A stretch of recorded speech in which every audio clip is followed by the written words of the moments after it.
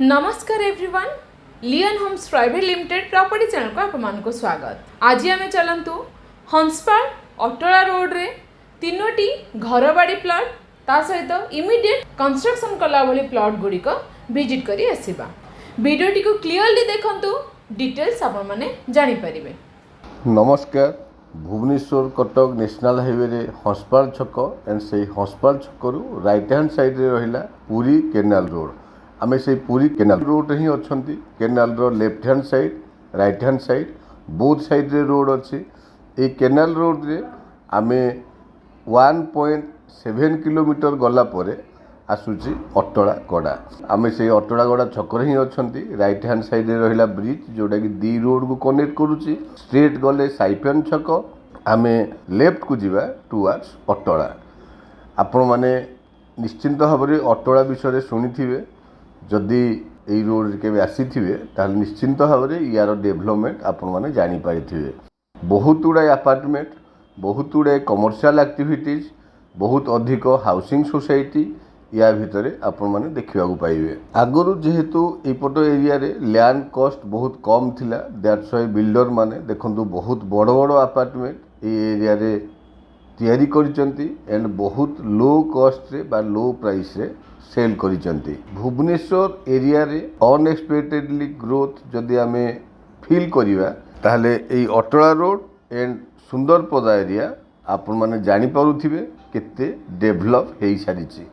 Because एई दीटी area आगरु लैंड कॉस्ट बहुत कम प्राइस थिला, सेथिपाई बोली बिल्डर माने एठी प्लॉटिंग हाउसिंग ए सबु करिया को पसंद करथिले एंड बायर्स माने भी जेहेतु कम प्राइस रे प्लॉट फ्लैट ए सबु अवेलेबल हो जाउथिला, सेहिपाई बोली एई एरिया रे ग्रोथ भी से अनुसार बढ़ी चलला।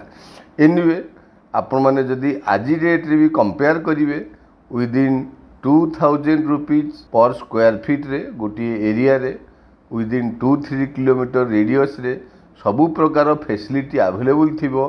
प्लॉट घरबाड़ी थिबो, इंस्टांट घर करिवा पई लैंड अवेलेबल थिबो, ताहले एई दीटी एरिया रे आमे प्लॉट पाई परिबा। एनीवे एई रोड रे आमे तो एबे बालियंता कटक भुवनेश्वर नेशनल हाईवे रु आसिले एई स्ट्रेट रोड रे जदि आमे आगु को आगु जिबा ताहले पहाड़ जगन्नाथ टेम्पल एंड नखरा चक मझा मझी जाई बाहरी परिबा। बट आमे जिबा राइट हैंड साइड को टुवर्ड्स त्रिनाथ बाजार छक आड़ को। एई रोड रो भलो लैंडमार्क जदि आमे डिस्कशन करिबा गोशाला भलो लैंडमार्क एंड बहुत पुराना लैंडमार्क। एठी राइट हैंड साइड रे रहिला से गोशाला एंड एई रोड को भी बेस करी आपण माने लक्ष्य करंतु केते अधिक डेवलपमेंट। एई रोड रे भी अप टू त्रिनाथ बाजार पर्यंत बहुत बड़ बड़ हाउसिंग सोसाइटी एंड बहुत अधिक प्लॉटिंग प्रोजेक्ट। आपण माने तो त्रिनाथ बाजार निश्चिंत भाव जानिथिबे, जोटा कि नखरा छकरू बाहरी नियाली रास्ता रे गले आमे त्रिनाथ बाजार छक रे पहुंची परिबा। एनीवे त्रिनाथ बाजार छक आगो को 2.2 किलोमीटर रही जीवो, ता पूर्वरु बा 2.2 किलोमीटर पूर्वरु आमे जिबा लेफ्ट को।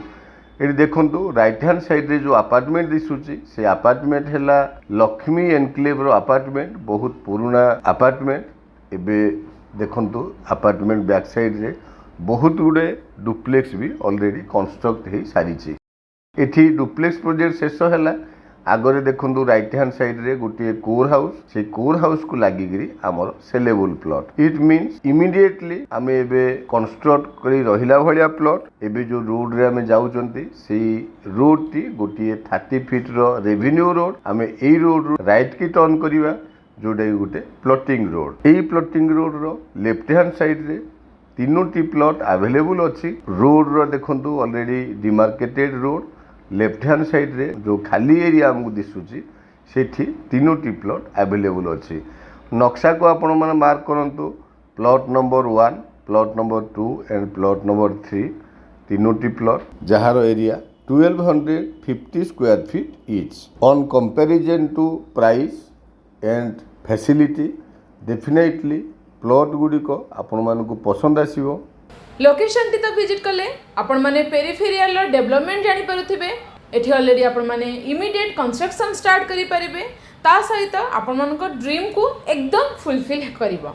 लैंड एरिया एठी 1250 स्क्वायर फीट रो तीनोटी प्लॉट अवेलेबल अछि 48.3 फीट रो फ्रंटेज ईस्ट फेसिंग रो घर बारी येलो जोन प्लॉट ता सहित प्राइस मध्य बहुत कम 2050 रुपीस बैंक फाइनेंस सहित मध्य प्लॉट टी किनी परिबे आपण माने लेट न करी तळे था नंबर रे इमीडिएट कांटेक्ट करंतु फॉर योर साइट विजिट जदि वीडियोटी भल लगी लाइक शेयर कमेंट करने सहित चैनल को सब्सक्राइब कर नियंतु एमिति लो कॉस्ट सहित आपण माने ड्रीम प्रॉपर्टी पाई परिबे।